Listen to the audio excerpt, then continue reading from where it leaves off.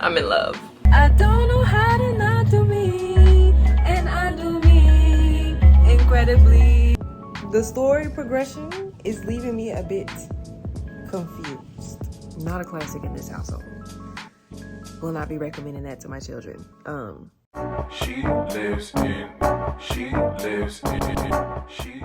Good afternoon, friends. Today is March 27th, 2025, and please excuse my appearance and the sound of my washer and dryer in the background. I was in the middle of a deep clean and listening to an audiobook. I just finished it and I just had to stop and come talk to y'all for a second. I just finished listening to The Heaven and Earth Grocery Store by James McBride, and it's been on my TBR for quite a while. I'm one of those people who will pick up a book when it calls to me. So when the time is right. I might have a book sit on my TBR or sit on my shelf for years before I finally touch it, but I feel like they all find me and I find them at the right time, the perfect time. Like, God's timing is always perfect. So this book's been sitting on my TBR for a minute, and I would always like scroll through when I'm trying to find a book and I'd see it and I'd be like, I'm not ready for it yet.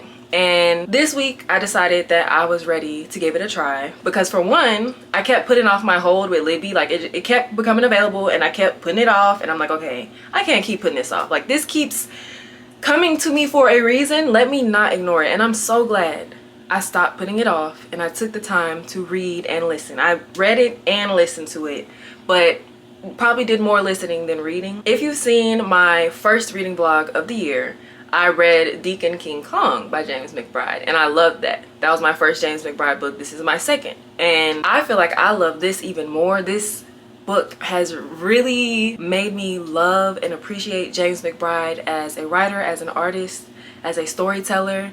I am just in awe. I just finished listening to the audiobook and I knew I was going to give it 5 stars before I was done with it. Once I reached like 70%, really before 70%, more like 55%. But once I reached like that 70 to 80% threshold, I knew like this is a 5-star read, and I knew that I was ready to be finished, but not in a I'm ready to be done with this book kind of way, but more so I'm ready to get to the end of the storyline so that it can all come together kind of way. But at the same time, I wasn't ready to be finished, because I knew that once I was done, I was going to have to depart from the characters, from the community, from the storyline. And from the beginning, I found myself so captivated and so attached to these characters. I love the way James McBride tells his stories. I love how James McBride highlights the importance of community and the importance of leaning on your community when you really want to progress or make something happen. And I love how this is emphasized despite the boundaries and the limitations that are set upon us in the society we live in. Despite racial boundaries, economic boundaries, geographical boundaries, we still find a way to come together despite our differences for a bigger cause. I don't want to get too much into it because I want to save the chatter about this book for my March 2025 wrap up. But when I reached the end, I cried. Like, there were so many different events, so many conversations in this story that just would make me stop and pause, or stop and put my Kindle down and just think. Everything that was going on was really resonating with me, even though it took place almost 100 years ago. It's just so real. And I love historical fiction because even though we may make it seem like we're so far removed from the past, the things that our ancestors and the people before us, they endured, the things that they talked about, the things that they experienced are still things that are very real and very relevant today. And the book just hit on so many different topics, even though they all tied into one, I can't even say singular plot, but like even though they all tied into one main thing, it was just so complex, so well written. I found myself crying at the end of the story. I really was emotionally moved, and if you know me, you know I love to be moved by a book. I love when a book makes me cry, because then I know it really touched me. I borrowed this from Libby, the audiobook and the ebook, and after listening to that and reading that, I have to get the physical book on my shelf. And I've been debating on if I want to order it from Amazon or if I want to just go up to Barnes & Noble and get it, because I know my Barnes & Noble has it, but my Amazon Prime gives me a discount. But at the same time, I don't have to wait on shipping and all that other stuff. I could be a little bit more environmentally conscious and get it from Barnes & Noble, which is literally 5 minutes away. Plus, I got a $5 reward that I could use towards this. But after completing that, I feel like I have to get that physical book and get it on my shelf today.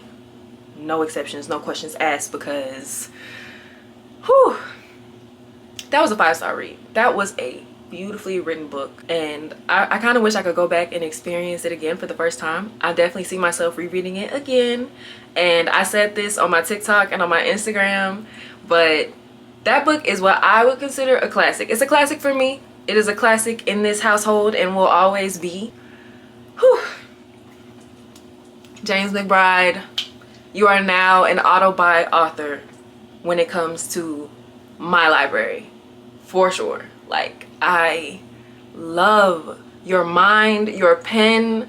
They are both blessed, sent from heaven above. And I am just so grateful to God for the experience, for the resources to be able to read this book and have it touch me and impact me in the way that it did, because it really put a lot into perspective. Oh, kindness, love, generosity, patience, principle. Those are the things that really matter in this life. Not how you look, not where you're from, not how much money you make, not even your success as an individual person. Those things are the things that truly matter. Those are the things that bring us together as a community, bind us together, keep us whole, and help us progress.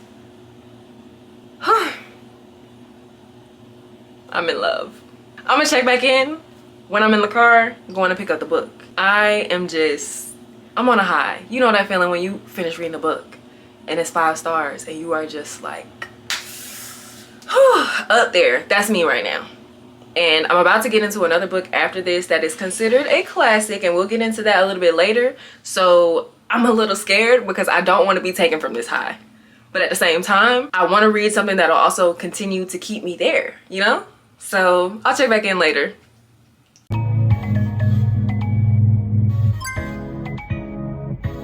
Can't you see I am not your number one enemy? Your enemy is how you envy me. I don't know how to not do me, and I do me incredibly. You thought it would hurt, and I would beg you to see, but I'd rather mock than see.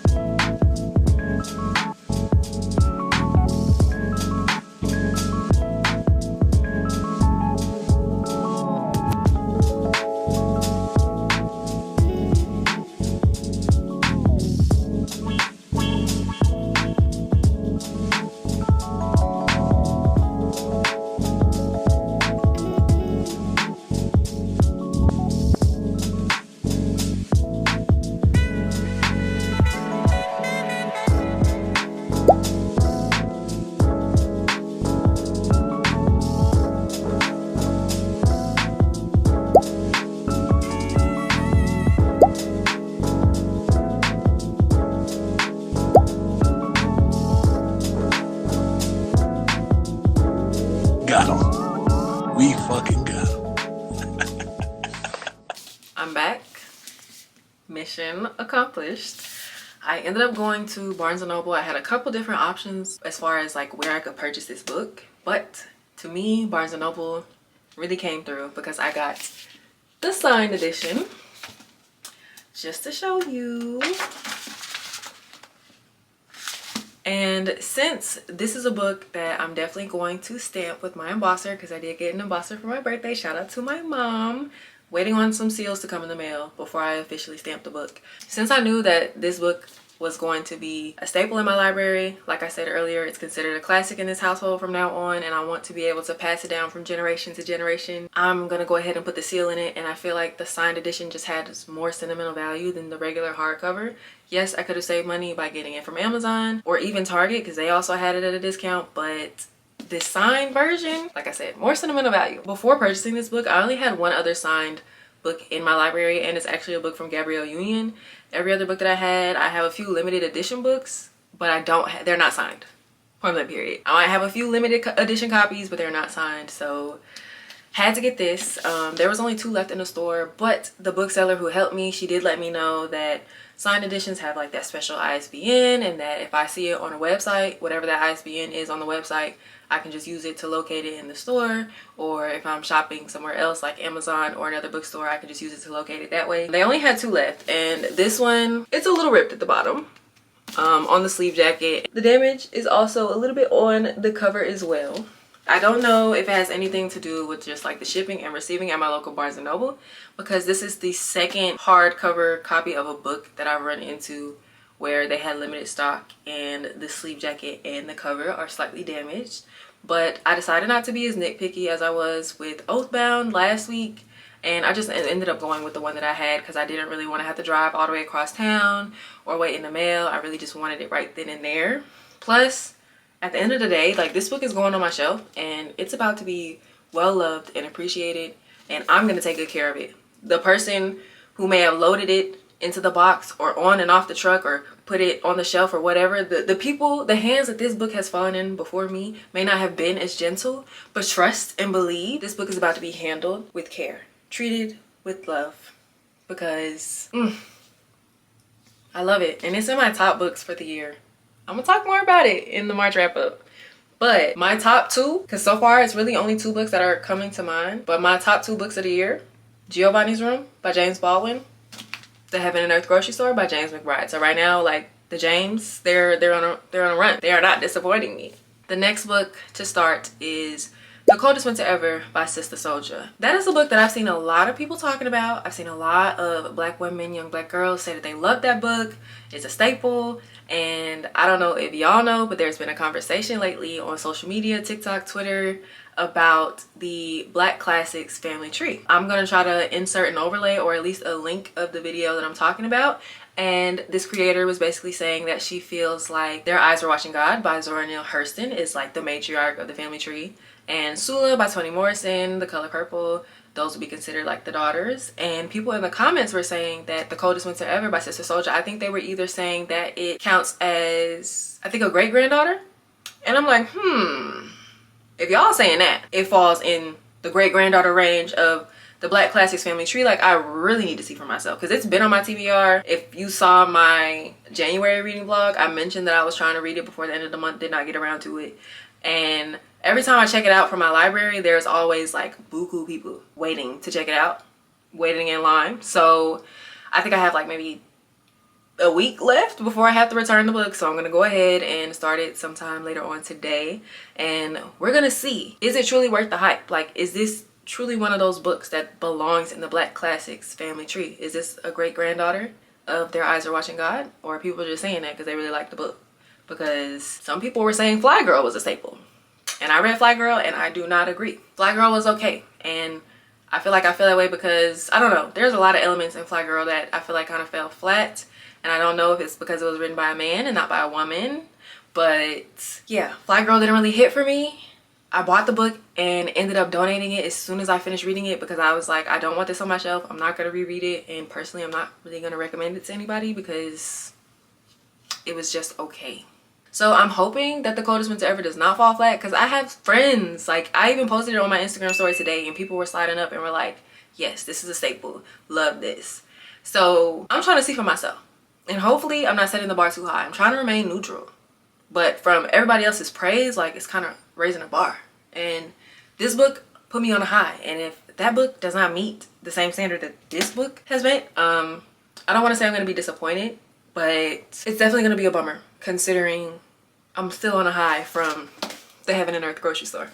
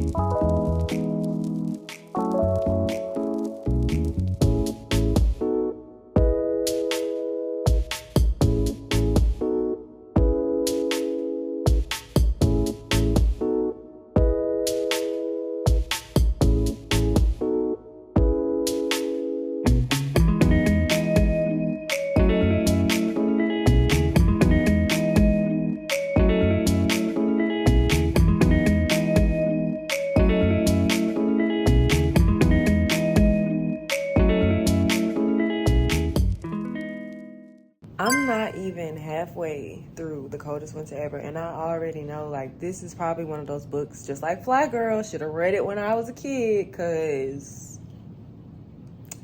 there are just so many things that just got me stopping and shaking my head.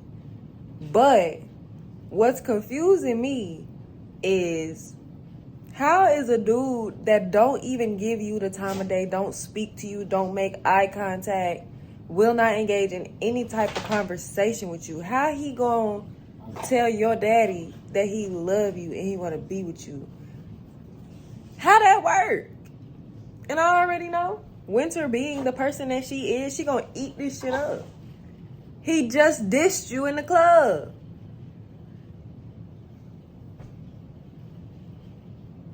The story progression is leaving me a bit confused. But I'm gonna see it through. I'm not one of those people that'll read a book and dislike it and like DNF it. Unfortunately, I'm one of those people that gotta see it through. But hopefully I can wrap this up by tonight, because this book is something else. It's something else. Okay. Follow up from yesterday's clip. Turns out that was a dream that Winter was having. But it doesn't seem far-fetched from the way that this storyline is going. I ended up marking this book as DNF and returning it back to Libby at 75 pages because it just was not hidden for me. I kept trying to see it through, and no. I made a little TikTok about it, and I was like, maybe I need to get in a time machine and go back in time to when I was 12 years old and read it at 12, and then maybe I would like it, or I would have the desire to finish the book all the way through. But at 26, it's a no. No, no, no. And usually I'm a person where even if I don't like a book, like, I'll still see it through. It might take me a minute to finish it, but I just really could not bring myself or even just justify putting myself through finishing that book. Never really DNF'd the book before, but I just can't. I can't. I tried. I really did. But I can't. No. So for the people who say that it's a Black classic and that it's the great-granddaughter of Their Eyes Are Watching God, like, personally, I don't agree, but I didn't read the book all the way through to really be able to speak on that. But not a classic in this household. Will not be recommending that to my children. And I love me a good urban fiction book. And I know that urban fiction can be a bit much, but that just wasn't it for me. No, I was comparing it to Fly Girl in a way because I really wasn't feeling Fly Girl, but I finished Fly Girl. Like, Fly Girl was okay. If I had to rank these two, Fly Girl is like right here, The Coldest Winter Ever.